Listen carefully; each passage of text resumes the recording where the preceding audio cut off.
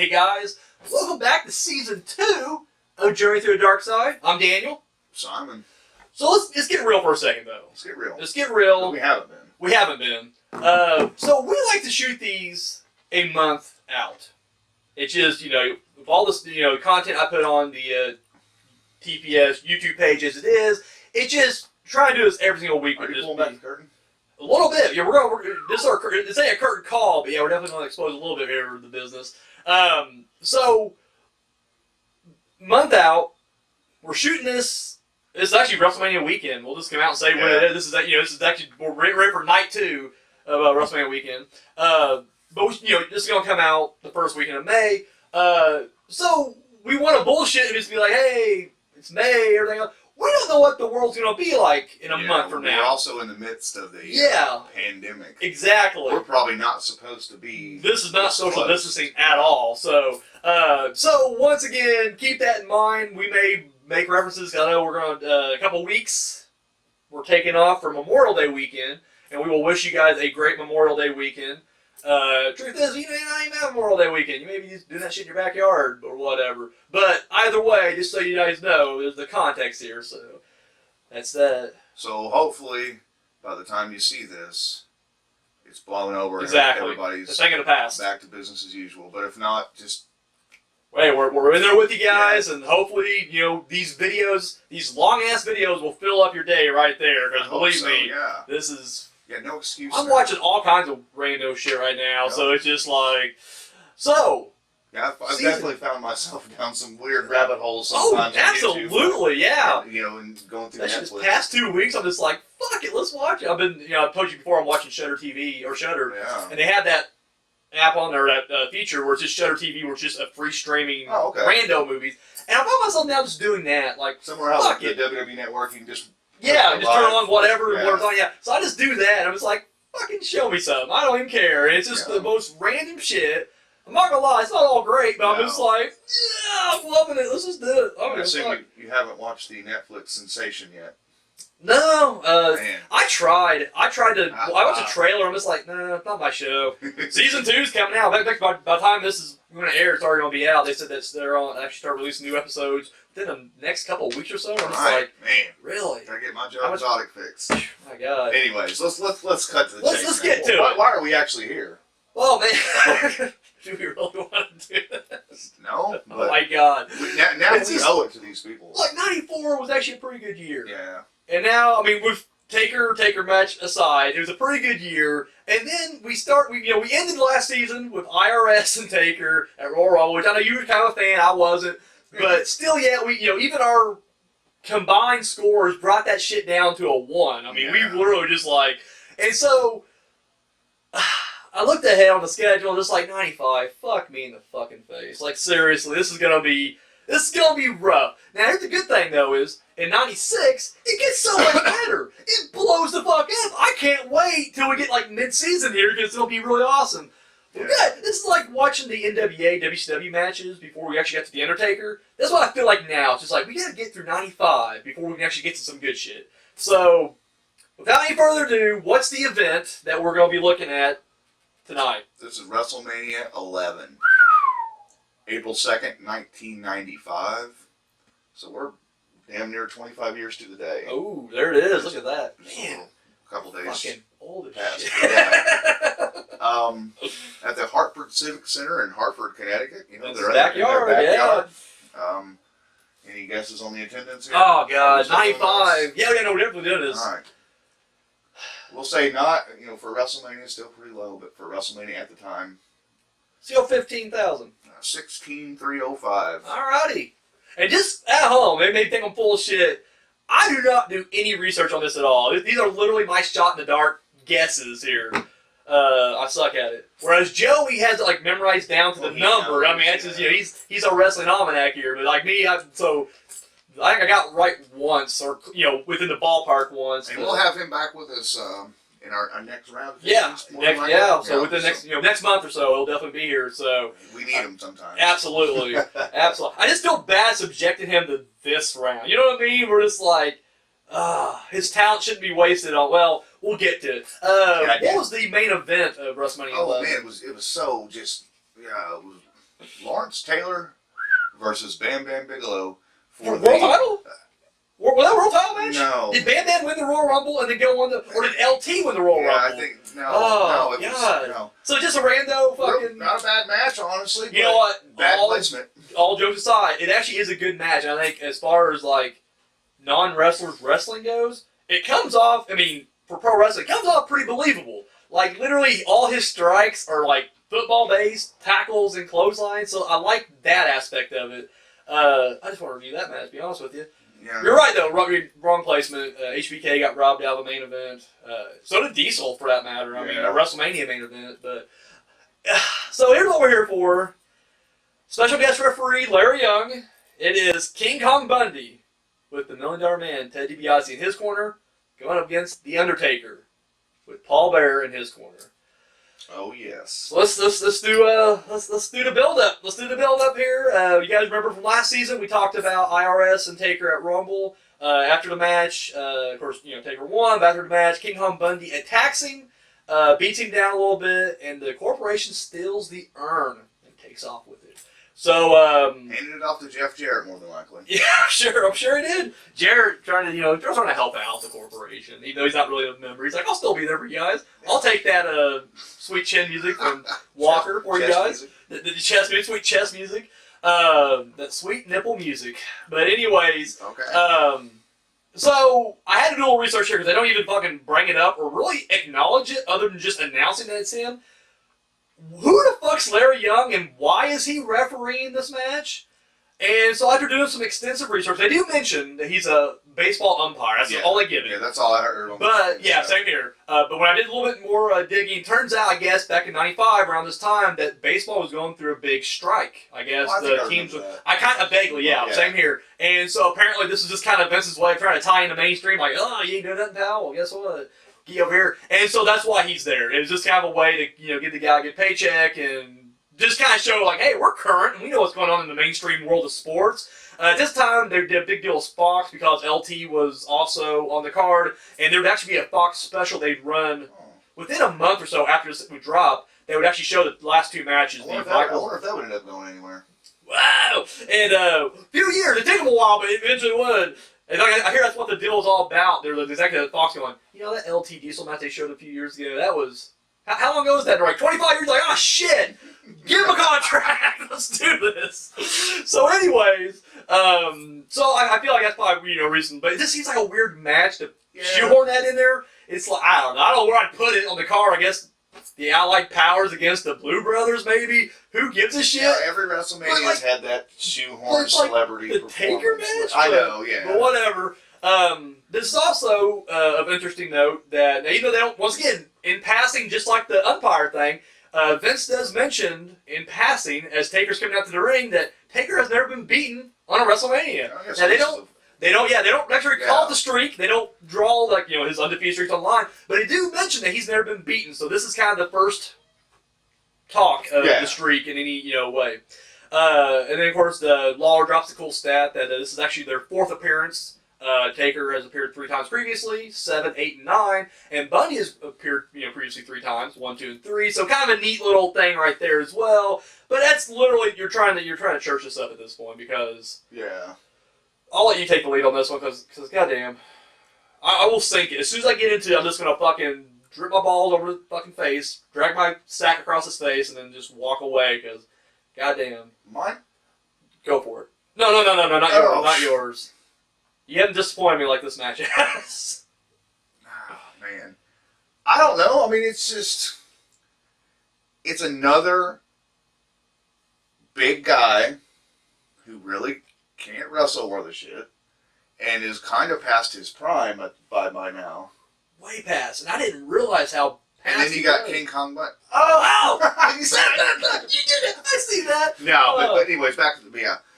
And it's just another one of those matches. And Undertaker has, unfortunately, so far been kind of, again, I'll use the word shoehorned, I guess that's the word of the day now, into these matches against the biggest people they can find. The Giants. I mean, he's slaying another giant. I know. And, and in a few years, we'll get to some other stuff whenever he, But he's also had matches because we're just doing the WrestleManias. You know, he's had matches with smaller guys and other guys throughout, and they've been all right. But it's just every time it comes up to WrestleMania. Yeah, I'm saying, no, you're right though. WrestleMania pay-per-views up until this point has, in my opinion, has all been disappointing. I think, I mean, in all honesty, of the first four, could I argue that Snuka was the best match? Because him and Roberts should have been good, and it wasn't. Yeah. Do we have to mention Gonzalez? And then we go to King Kong Bundy, so it's just like, what the fuck? Like, this is the showcase of the Immortals. And don't get me wrong, we mentioned this a million times before. On paper, it's the like, IRS match was okay. I know. Yeah, it is what it is. But it's like, goddamn, like, he's so much better than this. Now, this is where you kind of come into play here, because you definitely are the researcher of the two of us. Was there a build for this at all? You know, honestly, I don't remember, and when I looked into it, all I could find was they're just referencing the Rumble, so it's almost like from Rumble to Mania, like, nothing happened, I guess? Now, that can't be true. So Bundy's just another one of... there's another corporation, and then the fact that he attacked it, because it kind of like, you know, it was IRS who attacked him after Survivor Series, led to the Royal Rumble. Bundy attacked him after Royal Rumble, leads to WrestleMania. And then, of course, well, it doesn't necessarily lead to the next match, but it does kind of set up another feud with the corporation in this match as well. So, I mean, that was just probably the order of the day was just like, I'm guessing he was probably taking out the other corporation members that aren't that important, like the Nikolai Volkovs and, you know, I don't know who else was in the corporation this time. Because Tatanka, because they didn't get pay-per-view matches, so, I mean, I'm guessing maybe on Raw he's just kind of taking them down. But then, of course, the one guy who did kind of shaking was Bundy. He did beat him down at the end of Rumble. We can't deny that. Yeah. I'll tell you one thing that was really kind of disappointing to me, because, I mean, I've seen this match before, and if you would have asked me before we did this review, I would have been like, yeah, it's a decent match, I guess. I don't remember much of it, but yeah, it had to be pretty good, right?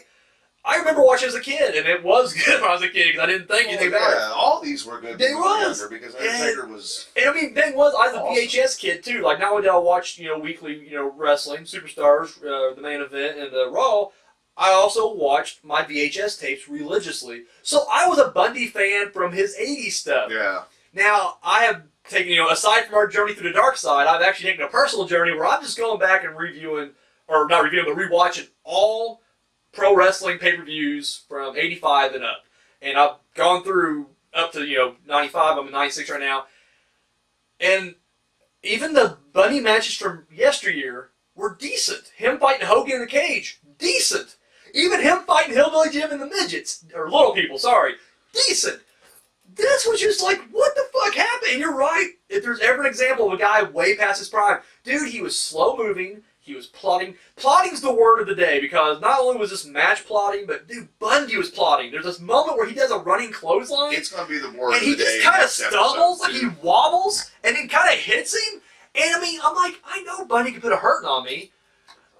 He's dead now. He could probably still put a hurting on me. He could have laid into Taker a little more. He's like, he didn't. I don't know what the deal was, but like Taker sells it, but it looks so bad. I got to ask this question now. I mean, I was kind of going to wait, but I got to address it right now. Yeah, but go ahead, throw it away. Is any of this, is Undertaker, is Mark Calloway at all to blame for any of this too?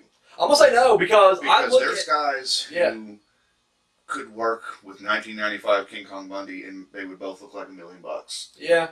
I mean, you know. You're right. Shawn Michaels probably had a match with him. I'm sure it turned out pretty good. And but it's I'm sure Bret Hart did. And, you know, Taker, I don't know any of the super behind the scenes info on this stuff, you know.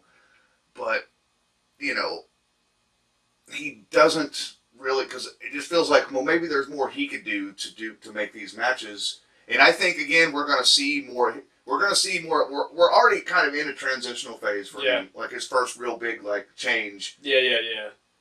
And you know, he changes his style a little bit, and I think that maybe, but it also could go back to like we originally said back in the day, like, you know, when Vince brought him up and gave him the character, you know, because we knew Mean Mark could work. Yeah. And he was good. He was agile for a big guy. Absolutely. And Vince said, none more. Yeah. You know, he wanted the zombie. He wanted the slow. And you know what? Maybe that's part of it too. Like I said, I won't necessarily say no then. I mean, I was going to be like, nah, it's all their fault.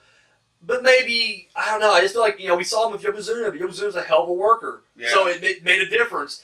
You know, maybe he's still greenish at this point. Maybe you know, I mean, that's very good because, I mean, once again, Yoko was a damn good worker, whereas, but you know what, it's me, even Hogan to a certain extent, like, he's not a technical worker, but he could work. in the ring, and that match didn't look bad to me, like him and Taker. So it's just like, maybe it was. Maybe it wasn't until he started working with Michaels and Mankind. That's what I'm saying. Like, did he go and slap a VHS tape on Vince's desk of like, here's what I can do. Let me do this. Get these chains off, man. So that's a good point. So, I mean, I just want to kind of, no, absolutely not. I get you. No, actually, that I'm makes tired of sense. watching these shitty matches, dude. They're getting rough. They're getting rough. And it's like, I can't keep blaming Gonzalez and Kamala and King Kong Bundy. I'll tell you right now, I'd rather watch Gonzalez again. Mark Calloway's going to have to step up and take some of the blame for this. Well, it's like everybody wants to, go right to Gonzalez being the worst matches and feuds. And I'll tell you right now, I disagree. Yes, they're bad. I'm not going to sugarcoat that. There is no way that anybody is legitimately watching this Bundy-Taker match and not saying that this... Because at least Taker seemed like he was more mobile and he told a better story in the ring. It wasn't a well-told story, but there was a story nonetheless. Here, it was just like slow moving. Like this match, literally, after seeing what we had here, it should have been a squash match. It should have been Taker killing Bundy right off the bat. Here's where the match should have ended. So right off the bat, Taker gets knocked to the outside of a weak-ass clothesline. He lands on his feet, takes the air. This is all within the first minute or two. Takes the air from DiBiase. DiBiase runs away. He presents it back to Paul Bearer. Really cool moment. The only time the crowd pops in this match, by the way. Yeah. They're excited. That's a good point. Yeah. They're excited whenever Taker gets some offense, and there is some cheers, but the only time they actually pop, we were just like, holy shit, the crowd's alive, was this moment right here. So Taker gets back in the ring. We get some plotting whatever action, and then Kama comes out. Kama comes out, gives Paul Bearer the old 300 Spartacus, this is Sparta, kick in the gut, takes the urn, runs back with it. Or he gets caught by a Taker for a split second, but then Bundy works him over. He goes back and says, the JR who, it's just like, JR, like in kayfabe, are you just waiting for Rando Runnins to do interviews? Like, this is a... Oh, yeah. How am I going to get up there and rant? Exactly. It's like, find out what the hell he did that for. Well, he hasn't been like a full-time announcer yet, so I didn't think he's just like, I gotta work my way up. Like, we all know in real life he was up there, but for kayfabe, it's like, he wasn't on TV that much, so he's just like, I gotta earn my spot somehow. Yeah. Quick, newsflash. Earn it. Ah, yes! I don't know. We had 3 months off. Goddamn, we are here ready to crack these cons out. There's no ring rust. There's none whatsoever. So, Kama makes the comment that he's gonna melt this down and make a necklace out of it, and he runs off during the match. Bunny takes over, and at this point, how I would have ended it was just have Taker beat him now. Like, and beats him. But he doesn't. He gets worked over for the next, 5 minutes. I know. This match goes for 11 minutes or something. It's like, what? It felt like like that's all the thing I did that day. Jesus Christ, it's brutal. And so, Bundy's working over a headlock at one point. I'm like, what? You're a power guy. Headlock. He goes for an avalanche at one point. And that's his finisher, the avalanche. He's waddling from one. It's like, I don't think he was even gassed. I just think he was just too fat to move. Like, I think he was probably had some cardio. He had the stamina. He just didn't have the ability to actually move that stamina around. So he just waddled over there. Taker drops down and throws a foot up. One of the funniest, I don't know if he just didn't think he'd connect, but he just nope, I'll drop down and beat you anyways. He drops down way before Bundy gets there. You're thinking, Bundy, you're not going to still try to splash him, are you? No, he is. He's like, I'm going to go for a splash. And then, the most climactic finish to a Taker match ever is he hits him a couple times. He's got him staggered. He hits the ropes. Does a jumping clothesline. Folds his arms. Bundy's dead. That jumping clothesline demolished him. Arms folded. 1, 2, 3. Taker wins with a jumping clothesline. Now look, I get it. He wasn't tombstoning. He wasn't tombstoning that guy. He wasn't going to chokeslam here because Bundy's not jumping. He's going to be like, I'll go up an inch. That's all I'm going to go up. It'd be like that old, remember Taker's old school chokeslam where he grabbed this kind of slam him straight down? Yeah. It would have been that, which would have been better than this, but whatever. I'm like, could you not jump on top ropes? Dude, a diving clothesline? Like, it's a lame finish by today's standards, but it's like, that's Road Warrior Hawk's finish, and I would buy Taker doing it. In fact, he beat Gonzalez that one time, so it's like, no, Taker's like, I'm just going to do it, and clotheslines him and beats him. And I do like his running clothesline, though. Oh, it's a beautiful It's not a finisher. No, it's not a finisher by any stretch of imagination, but he puts him down, and I'm thinking as I'm watching, it's like, wow. Like, it made Bundy look worse than ever. Like, you can't, if kayfabe, let's look at kayfabe. Taker won, that's a W, and he just slayed this big 400, 500-pound giant. Yeah. Former world champion contender, but not this year, obviously, a few years ago. but still slayed the Beast, and he kicked him out with a clothesline. A jumping clothesline at that. Not even a flying clothesline. It was just a jumping clothesline. And you're like, wow, Bundy sucks. And thing is, it should be noted that Bundy, this would be his last pay-per-view match for any company. And it was actually he would come back as a lumberjack in the Psycho Sid Diesel lumberjack match at In Your House 2. But nonetheless, this was like his last shot at anything. And it's just like, with all the other giants that he slayed and sent packing, like Kamala and Gonzalez, it's like, with those guys, I think even if I was backstage, I'd be like, give them their chance. Like, Kamala could work-ish, not so much here, but it's like, you could do something with him. I think Gonzalez could have been the same way. Couldn't work, but you could do something with him. Bundy is the first case I'm like, dude, fucking get rid of him. Like, get him out of here now. And, I don't know, it just seemed like, at least like Gonzalez. He really wasn't into it. No, and that's the other thing too. He seemed like there's maybe a backstage story where it's like, because I was going to ask you that. Yeah, had Bundy been away from the company for a while? He's been for a long while actually. In fact, he only came back for. I think he only came back for the Million Dollar Corp. Like he's only a part of the corporation. That was it. So here's the story, man. We're going to bring you in and we're going to put you in with the Undertaker at WrestleMania. Man, but I'm King Kong Bundy. Where's my where's my title shot? Where's this? You know, he seems like the kind of guy who would be like that though, because I've seen the interviews with him recently, or not, but I know what you mean, yeah. But it's just like he did seem like he had a bit of a chip on his shoulder. Like he did a whole thing like I should have been putting over Michaels and Hart. I'm like, his shoot interviews were pretty bitter. Yeah, absolutely bitter, and it's just like, come on, man.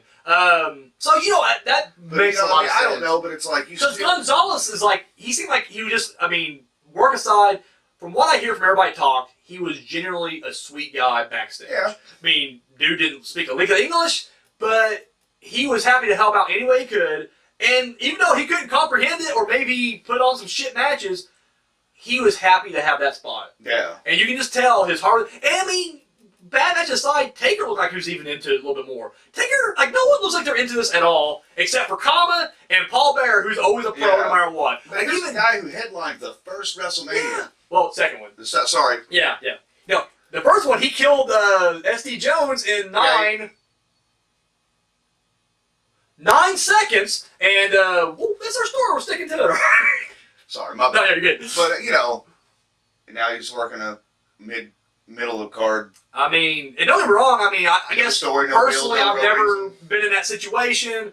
I don't know what it would be like to, at one time be considered the monster who almost, who put Hogan out of action with busted ribs and then, headlined, Mania 2 to second match on the card with Taker. I mean, that's a drop, I guess, but it's like... And a big guy who's been away from the company probably wasn't doing a whole lot, probably wasn't, or did he work for WCW? No, never did. I mean, that's my knowledge, but no. I mean, he didn't look any different, but I mean, he even... up to his death, he still looked exactly the same. And that's the thing, though, is like literally, he didn't look any different, but he definitely wrestled different. Yeah. I mean, that was the biggest thing. It was just like, in fact, he put around the same time they did cross promotional stuff with Married with Children. In fact, I think I remember that. I forget what my parents. Well, they had two separate episodes. There was one episode where they did Al and the guys were trying to watch WrestleMania. And of course, they had the poster of WrestleMania 11 up and everything, so it's like clearly Fox. So it comes together. But then they did an episode where it was Bundy that made the deal. Then I think Al did it. In Bundy we trust.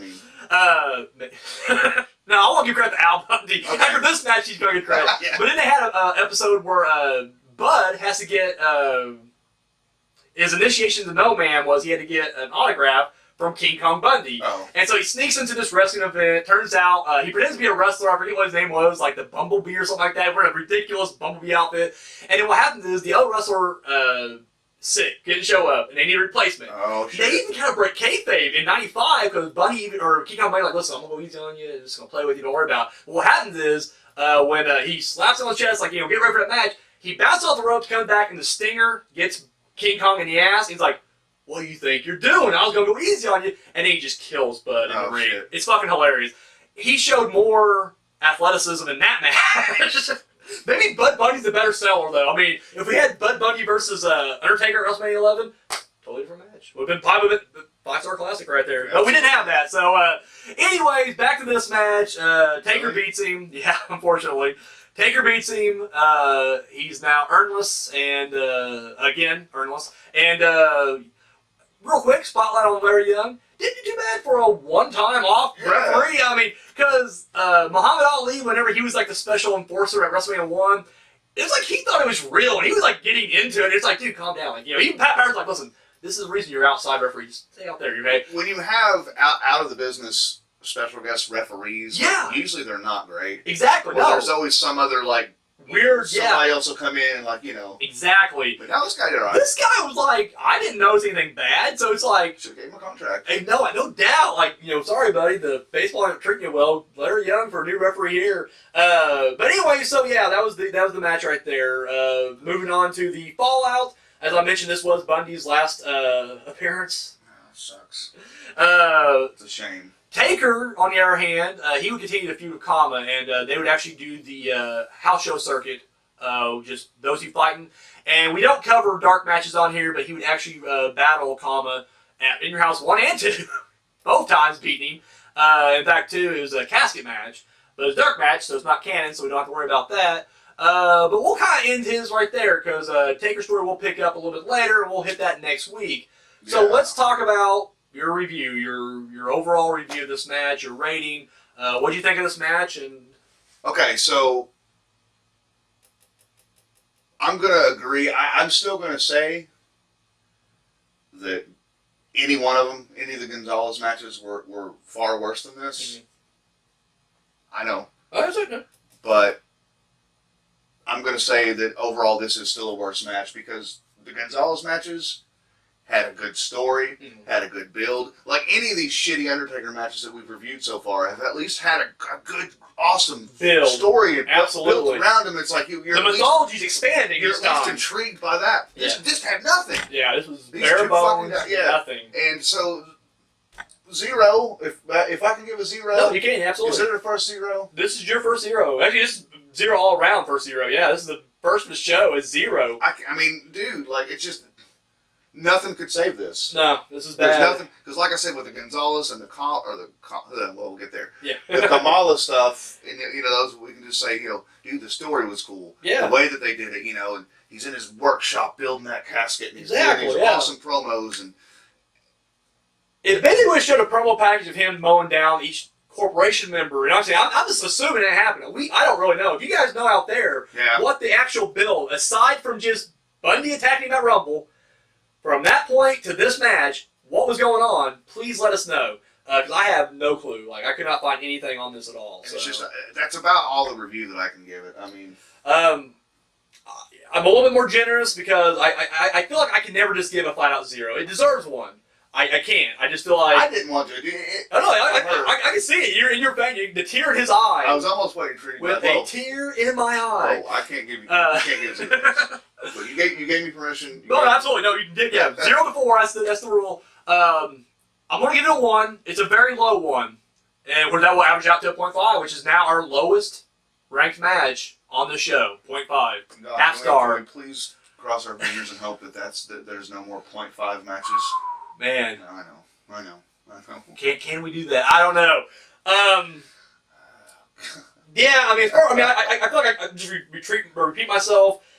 This was just bad. And like I said, in fact... You know, we drug this out way longer. Way longer, yeah. Definitely should, yeah. Just like that match. It felt like that match. It really did. No, like I said, this was just bad. I mean, really no redeeming qualities. Like I said, the only thing you can kind of give it is it gave him A, another WrestleMania win, and B, and they don't even brag about it, so it don't matter, but I guess it gives him another legend that you can add to that list of fallen soldiers that fallen giants that he's taken out.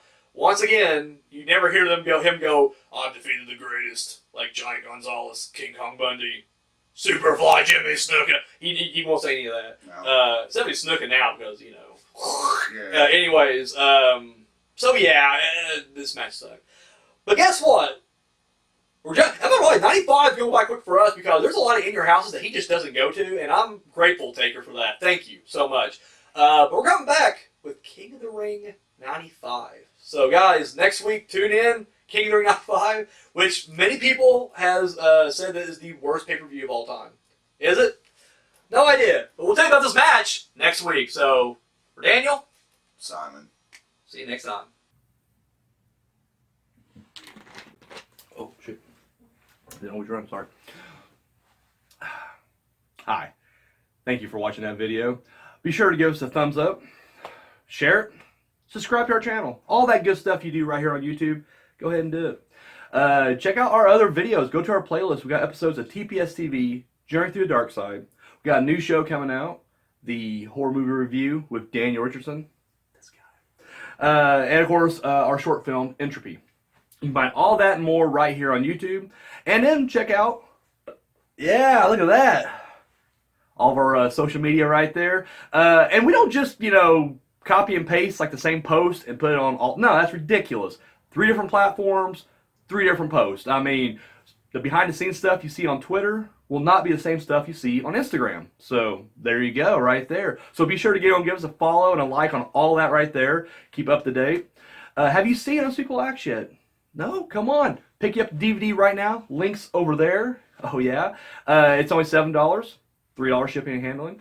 And of course, if you've already seen it and you haven't seen the Public Domain Dungeon yet, boom, $5 DVD right there. So 5 S&P as well. Or sorry, 3 S&P as well. So there you go. Do that. And if you got the spare change, you want to hit us up, donate a little bit over at TPS Productions. Our Patreon is right there. Oh yeah. So that's all we. Oh my God, sorry. I'm getting fired, ain't I?